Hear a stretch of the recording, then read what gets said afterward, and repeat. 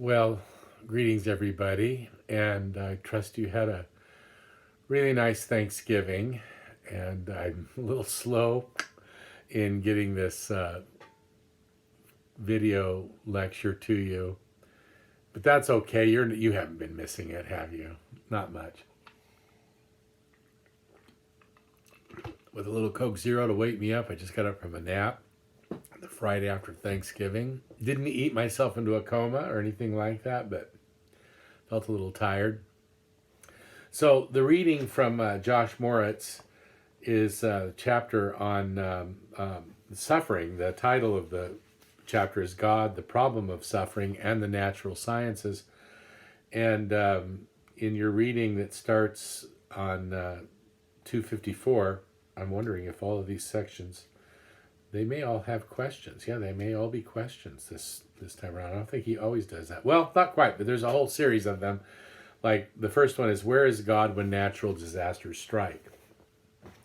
He talks a little bit in this chapter about a couple of categories that are good for you to know in a class like this, and maybe you'll even carry this forward with you. When we deal with the problem of evil, I know I mentioned the term and had it up on the board the other day, Theodicy, Theodicy, taken from the Greek words for God and for justification or righteousness. And I'm not quite sure about the etymology, like how the word was invented, in the sense that it could either be an attempt to justify God or belief in God in the light of the problem of evil. It might also be thought of as a defense of the righteousness of God. So I'm thinking about whether the dicey on the end is about righteousness or justification. I may be overly obsessing about this, but so it could also be about defending the idea of divine righteousness in the face, or trying to consider all of the evil and suffering of our world, both human and beyond the human realm. So we talked about this a little bit the other day, but I'm quite sure that we did not, and I like what we did. I don't think we talked about the two main categories that when people deal with theodicy, you'll often encounter, and I think they're in the chapter too, although it might have been in last time's reading, and that is natural evil and moral evil.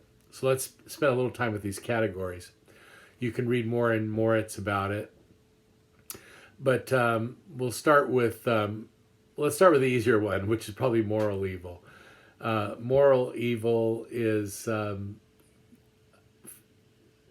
attempt to name the great mass of suffering, injustice, hunger, violence, and even the word violence starts to tip it off, that people suffer, and other creatures also suffer, as a result of the misuse of human will. So the word moral in this case has to do with human agency, human responsibility, the human will. So, moral evil would be everything from, murder, mayhem, raping, and pillaging, to, much more, we'll say innocent things, I guess, like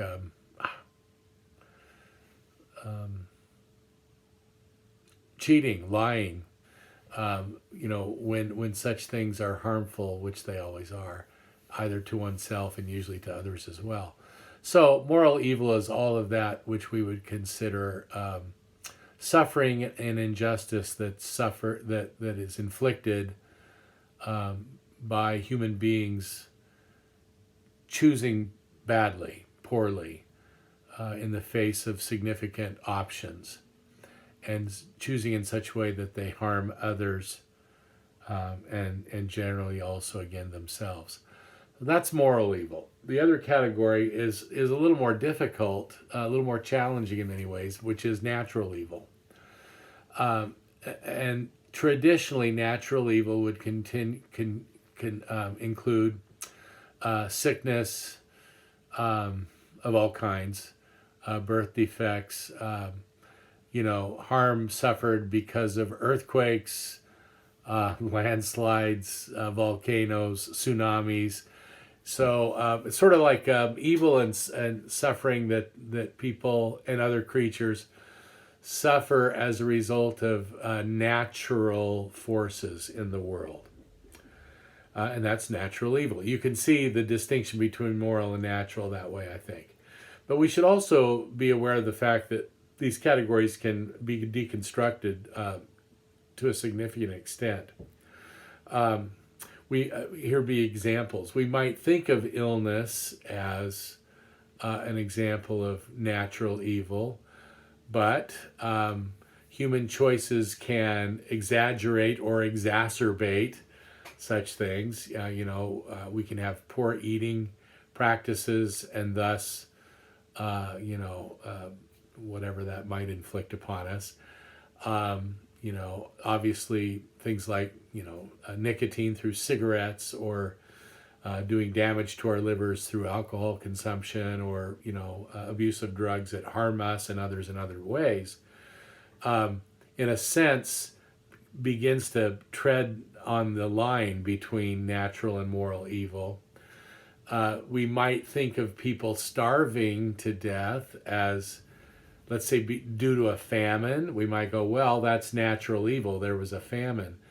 But, of course, these situations are exacerbated, made worse, when other people who have plenty don't step up to share with those who are in need. So the moral consideration very easily enters into that. Not to mention that often that people who are starving or that have been hurt by famines, that go hand in hand with that has been unwise agricultural practices that have stripped the land of their vitamins or their minerals, all the good stuff because of unwise farming practices. Now, a lot of times those were done unwittingly, so it wouldn't be so much like, we wouldn't go like, oh, that's moral evil, those stupid people chose wisely or unwisely. It just might be that they didn't know any better. But nonetheless, that would still, is that natural evil? Is that moral evil? And where do you draw that line? So the point being, it can be rather challenging to draw that very line. Now, in this section, he's dealing with what we would call natural evil. Where is God when natural disasters strike? And I think there's some really good stuff here. In the fallout of such disasters, there's all kinds of things he mentions in the first paragraph on 254. Many have asked, if God is a God of love, why is this happening? Why is God doing this? He starts off by saying, well, if tsunamis come from earthquakes and earthquakes come from plate tectonics, then is it possible that God could have accomplished his purposes in creating the cosmos without plate tectonics? That is, without the shifting of the plates on our Earth's surface. In light of contemporary scientific understanding, it is difficult to imagine how any form of complex life could have arisen without plate tectonics. Now, and I think this is an important consideration. He goes on to say, scientists have found that plate tectonics is crucial to the origin of life. So we can say, at least in terms of our planet Earth, that without shifting plates, all kinds of things would not have occurred. Biodiversity, maybe life itself. According to Brownlee and Ward, page 255, the movement of the planetary crust across the surface of the planet is found in our solar system. Now, that's a very small sample size, only on Earth, and it may be vanishingly rare in the universe as a whole. Moritz then adds, and this is one key reason why life in the universe is rare as well. I found that line interesting because I've kind of played my cards on this. I wrote, like we know. We don't know how rare life is in the universe. My goodness. Our planet Earth in our solar system is the only one with plate tectonics.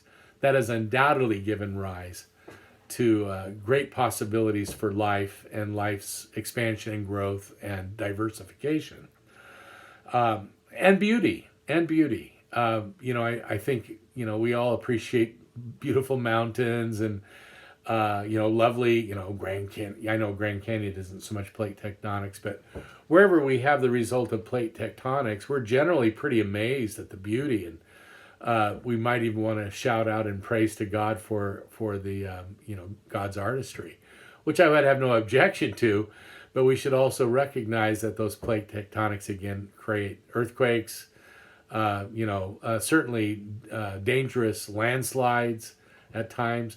A lot of the same thing could be said of volcanoes that can be very destructive, but the overall health of our planet is much aided by blowing off the steam and the pressure that is involved in a volcano.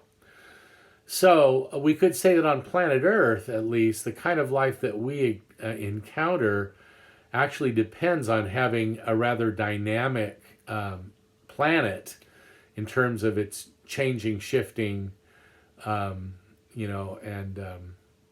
rather sometimes abrupt alterations that can also lead to tsunamis and such. The big picture being that, in a sense, you almost kind of have to take the bad with the good.